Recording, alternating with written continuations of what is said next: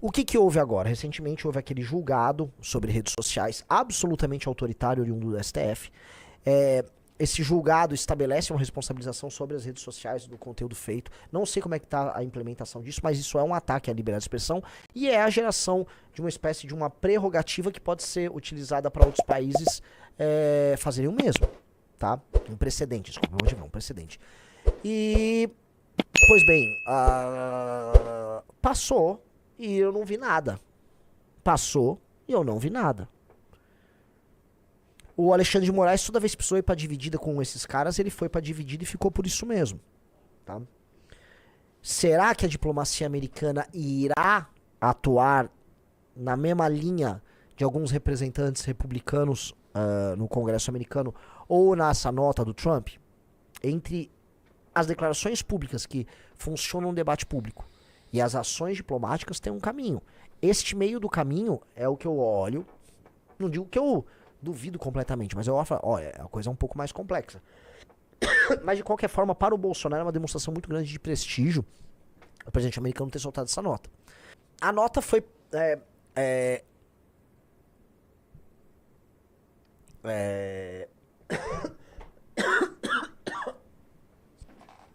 a nota foi devidamente respondida pelo Lula, tá? Daquele estilão do Lula supostamente soberanista, né? Eu acho muito engraçado que o Lula é soberanista enquanto estava tentando, vamos dizer, abrir sua bunda peluda da maneira mais vil possível para investimento chinês aqui, para facilitar a rota da seda da China. Então vamos lá. Veja o que Lula diz. A defesa da democracia no Brasil é um tema que compete aos brasileiros. Fomos um país soberano. Não aceitamos interferência ou tutela de quem quer que seja. Possuímos instituições sólidas e independentes. Ninguém está acima da lei, sobretudo os que atentam contra a liberdade e o Estado de Direito. Então o Lula, né, o que ele tá... Ele tá falando, o Brasil é um soberano, ninguém pode interferir aqui, o que o Trump tá falando é uma interferência na nossa soberania. É um discurso meio vitimista.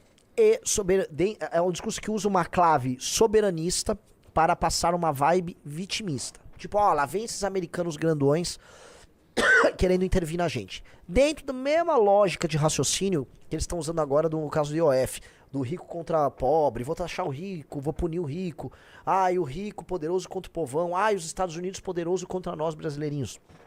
Esse foi o discurso dele. Mas quando o Lula dispõe de ferramentas para fazer o mesmo tipo de ação política, ele faz na hora. O Riso foi muito arguto aqui, tá? Veja só, ele foi, Lula, lá pra Argentina, foi quando? Foi essa semana passada, 3 dias atrás. E ele realmente, assim, ele não tratou de nenhum assunto importante, ele nem comentou sobre aquela declaração do Milei sobre crime organizado, sobre fazer um combate enfático ao Comando Vermelho ao PCC, o que são coisas importantes. Não, ele simplesmente foi fazer campanha para que a Cristina Kirchner não seja presa. Não é literalmente o que o Donald Trump fez nos Estados Unidos, que fez agora com o Brasil? Não é literalmente o que o Trump fez com o Brasil? E é muito engraçado que os caras meteram o Lula livre, né? Porque a turma argentina que fica pedindo Lula livre quando o Lula foi preso em 2018, está vendo a retribuição do Lula indo fazer sua campanha Cristina Livre lá. Então é o mesmo tipo de atuação. O Lula, na Argentina, vamos dizer, atua da mesma maneira, mas com uma diferença bem clara.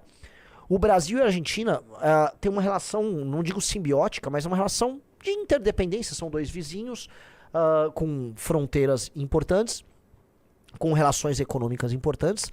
Portanto, se de um lado o Trump, que é um brincalhão internacional, ele só encontrou ali no Brasil um parquinho para dar a declaração dele e sair fora e tratar dos assuntos, o Brasil não vai escapar dessas questões com a Argentina. E sim, o que o Lula tá fazendo é uma interferência muito mais direta por ser um país vizinho. E ele tá se indispondo com outro chefe de Estado, que é o Milei, pelo mais absoluto nada. Acenando para uma esquerda argentina que, sejamos honestos, Riso, não vai voltar ao poder tão cedo. O governo do Milei tá indo muito bem, obrigado. O governo do Milei, pega aí, saiu agora recentemente, inflação, 7 pontos, teve de inflação, mas teve agora 7,6 de crescimento no trimestre. Que é isso, cara? Vale lembrar que o Alberto Fernandes visitou o Lula na cadeia quando o Lula estava preso no Lava Jato, não foi isso? Sim. Então presidente da Argentina. É. Então, é um tipo de relação, tá? E é um tipo de... vamos dizer, a forma como o Lula vem recriminar o Trump não sustenta as ações que o Lula tomou na última semana.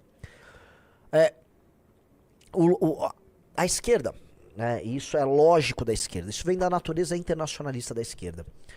Quando você teve, antes mesmo da Revolução Russa, né, os partidos comunistas que se espalharam ao redor do mundo, eles tinham esse caráter internacional. Para eles, as fronteiras, dane-se as fronteiras, né, porque você tinha que cuidar do interesse, na verdade, daquele trabalhador que era um oprimido nessas sociedades industriais que estavam se estabelecendo ao longo do mundo. Então, a ideia de uma internacional, tá, de uma aliança internacional de trabalhadores para a implementação do comunismo no mundo, era a ideia utópica que os comunistas estavam. Vocês vão ver onde eu vou chegar aqui. É apenas um retorno histórico. Então, a lógica dos movimentos socialistas, dos movimentos de esquerda, dos movimentos progressistas, como todos, sempre foi internacionalista. Tanto que as reuniões chamavam, as conferências que eles se encontravam para discutir teses eram as internacionais. Primeira internacional, segunda internacional, terceira internacional, quarta internacional. A quarta internacional era a quarta, né, que os trotskistas sempre colocam, a quarta internacional do trabalho e tal. E eles têm como característica essa solidariedade mútua, tá? Em que partidos e agrupamentos de esquerda pegam seus líderes e se protegem ao redor do mundo. E o Brasil tem um papel central nisso. O PT é um dos 3, 4 maiores partidos de matriz socialista do mundo.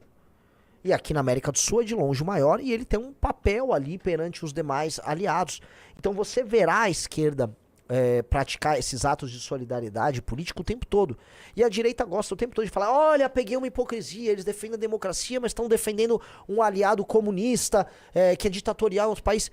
O comunista não liga, porque eles desde sempre foram assim. Você virar pro esquerdista, mas aqui no Brasil, que vocês falam de democracia, né, vocês são assim, mas lá vocês são assados, e vai falar, dane-se, é óbvio que nós somos assim, você não alterou nada. O esquerdista não liga pra isso, porque isso não é uma contradição pra ele. Isso não é uma contradição pra ele. Isso não é um problema, isso é um mérito, é uma virtude que suas lideranças ajam, vamos dizer, em solidariedade ao movimento internacional de esquerda. Quando um esquerdista, porém, vê que a direita se comporta dessa maneira, e aí você tem um ato de solidariedade do Donald Trump para com um aliado satélite aqui no Brasil, que é o Bolsonaro, eles se irritam. Eles se irritam porque é o tipo de estratégia que eles não gostam de ver. Porque a direita, em geral, até por conta do seu caráter nacionalista, ou por um caráter isolacionista que as direitas costumam ter, a direita não se vê dentro dessa lógica. E quando pinta essa lógica, aí eles criam as teorias mais engraçadas, que foi quando, por exemplo, aquele comentarista lá daquele ICL inventou a Internacional Fascista. Inventou que tinha a Internacional Fascista do Steve Bannon e do Elon Musk. E aí eles criaram um pacote imaginário ali, pegando alguns elementos concretos que existem e tentaram pintar, em cima dos elementos concretos, uma teoria própria, a Internacional Fascista. E não é assim que funciona. Porque não é assim, os mecanismos não são assim na direita. Mas você criou uma espécie de, através do Steve Bannon, de uma rede de solidariedade e de apoio mútuo em grupos e iniciativas de direita ao redor do mundo. Sim, isso aconteceu. Então, o Vox na Espanha, o Chega em Portugal, a Lega lá na Itália, o partido do Orbán, a Le Pen, a ala trumpista no Partido Republicano, o bolsonarismo, o Milei, eles fazem parte dessa aliança, mas é uma aliança muito mais solta e muito menos programática do que as da esquerda. Inclusive você vai pegar programas que são conflituosos entre si. Você não vai conseguir fazer um paralelo perfeito entre o governo Orbán, na Hungria, e o governo do Milei. São linhas completamente distintas. Se você pegar o manual do Orbán e der pro Milei, o Milei vai dar risada, não tem nada a ver. Né? A linha do pegue o que é convergente, o que o povo quer, que é um populismo puro e simples.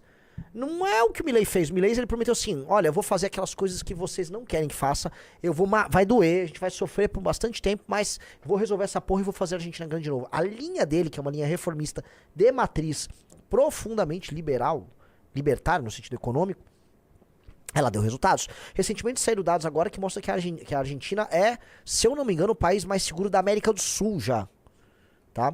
Então, veja, as notícias que saíram. Crescimento recorde do PIB argentino. A inflação de maio foi a mais baixa dos últimos 5 anos na Argentina. E saíram dados de segurança pública, que a Argentina já é o país mais seguro da América do Sul.